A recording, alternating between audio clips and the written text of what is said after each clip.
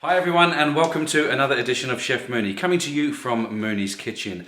Today's little recipe is a beautiful risotto. Now this is my version of a risotto. It's not authentic.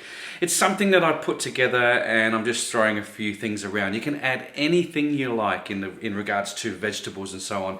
Today I'm going to be using asparagus, we're going to be using parsley, chicken. It's going to be a really nice, good, fragrant flavour. I'm going to use some lime juice and lime zest just to give it a bit of a zing. Fresh parsley, beautiful Italian Parmesan cheese. It's going to be bloody delicious, I promise you. Come on guys, let's get together and we'll get this recipe happening.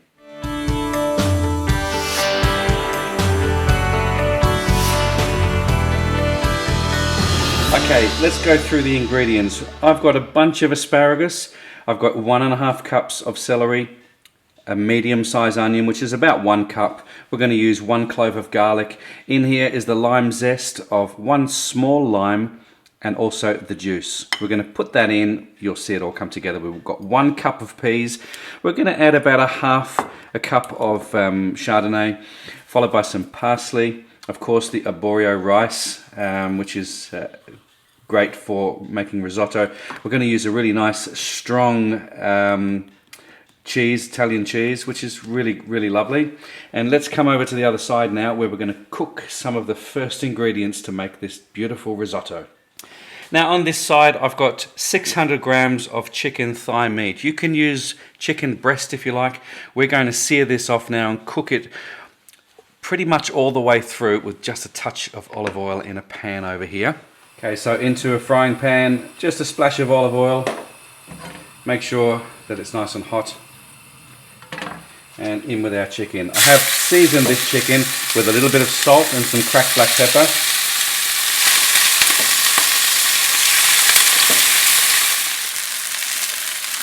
And we just want to turn it over.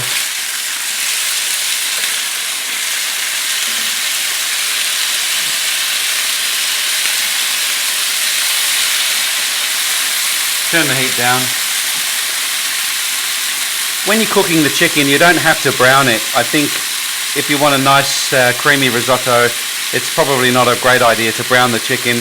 However, I like it this way, so that's why I'm doing it. But you could cook it on a more gentle heat so that the flesh remains white, and that way it's going to make the dish look a little bit nicer as well. But look, you know, it's your preference. I like it to brown it, so that's the way we're going here.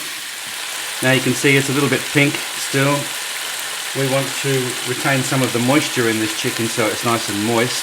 I'm going to pop a lid on and we're just going to turn that heat right down to low, and we want to cook that now until it's nice and tender. We'll take it out of the pan, rest it on a plate and move on to the next step. Okay, my chicken has now been cooking for around about 10 minutes, and as I said, I put the lid on just to cause a bit of steam back into the chicken, keep it nice and moist, and we can also use those juices. Let's get our chicken out. We want to let this rest now. There we go. Now while my chicken is resting, I've still got some of the juice here that we've cooked the chicken in, and I'm just going to scrape this out.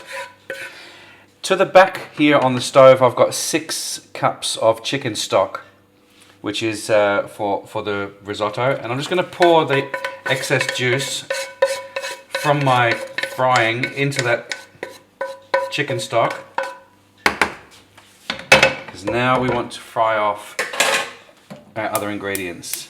A little touch of olive oil, and we want to start by frying off our onions and our celery. So straight in, and you just want to sweat these down until they're nice and soft.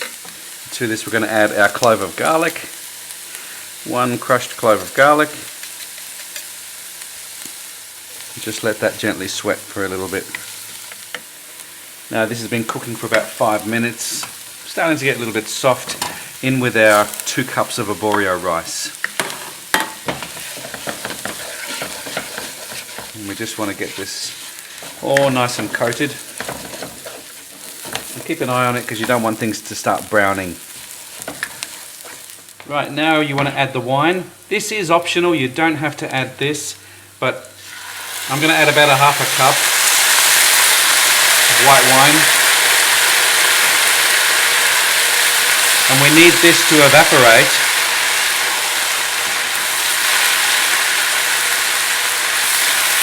So just let it cook through.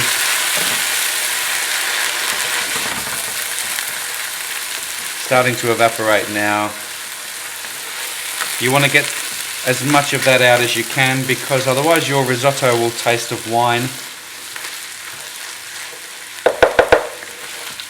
predominantly, and you don't want that. You want a subtle hint of wine. You want to burn the alcohol off, and just keep an eye on your heat. Now it's already smelling delicious. I've heated the stock up at the back here, and it's nice and warm, nice and hot. We're gonna just put one ladle in now, and we just want to reduce this down a little bit. You want to repeat this process until all the stock is well absorbed into the rice. And it's coming along beautifully. You need to be a bit patient with this. You can do risotto in the pressure cooker. I'm doing it the old-fashioned way, and it's entirely up to you. We've gone through about half the stock, about 3 cups now. So at this stage it's a good time now to add your frozen peas. Now these are straight from the freezer, they're still frozen, and they're going to take a few minutes to cook, but I've just thrown them in now anyway, and we'll just continue on cooking until all our stock is gone.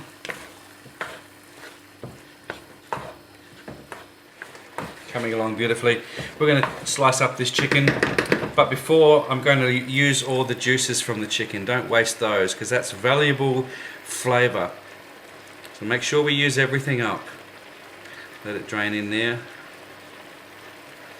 And while that's reducing, beautiful, look at that. Peas are cooking on a medium-high heat. We're going to slice this chicken up. So in with the asparagus, the rest of our chicken stock. Final stage, you're going to add the rest of your chicken, or that sliced chicken. We don't want to boil it now. We don't want to we just want to let it just sort of simmer down a tiny bit. Fresh parsley. Look at those colours, those beautiful greens. Look at these peas, look at that. That's not overcooked. It's still kept its colour. Slightly al dente, slightly undercooked. By the time this warms through, it is going to be bloody perfect. I want to add just a knob of butter right in the centre there. And butter in sauces, especially pasta sauces, gives it that really nice, rich, smooth flavour. So we're just going to pop that in. You don't have to add this if you don't want to. Little bit of Parmesan cheese, not too much. I'm going to add just a tiny drizzle of cream, just a tiny bit, about a tablespoon, followed by some cracked black pepper.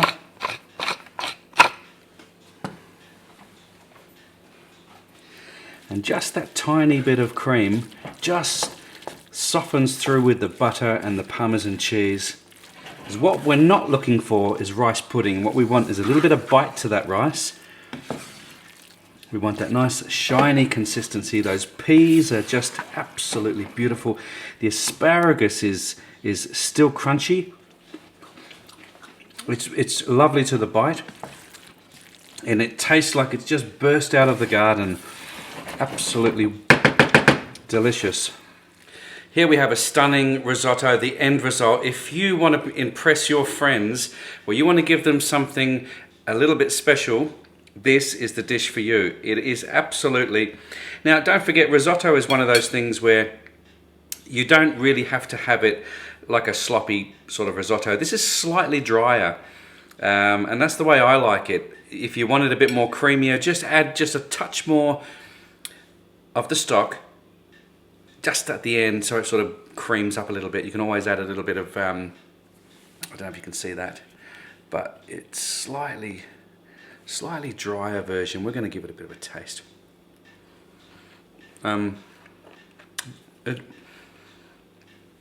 It's packed full of flavour. The asparagus, and I did those shaved Parmesan pieces on the top. You can do that with a potato peeler. Just get yourself a slab of Parmesan cheese and just slide it off with the potato peeler. Add it on the top. A little bit of fresh parsley. Those peas are just, they haven't discoloured. They haven't gone all horrible grey colour. The chicken, because it hasn't been overcooked, it's just been resting in that sauce at the last moment when we put it in. The flavours are just bursting, and you've got this hint of all of the different flavours going on. It's really nice. However, my apologies, I left one ingredient out. Actually, 2 parts to one ingredient. Lime zest and lime juice. Add your lime juice in at the last stage with the last part of your stock. I think it just gives it that kick. I've had it with the lime juice before, and I was thinking there's something missing here. Now I know what it is. And actually, I definitely know what it is because I can see it right here. Lime juice. This is delicious, but where's the lime? You know what? We're going to add it now into the rest of the mix. So, lime juice and zest in. It's not too late. I went to the effort of cooking it all.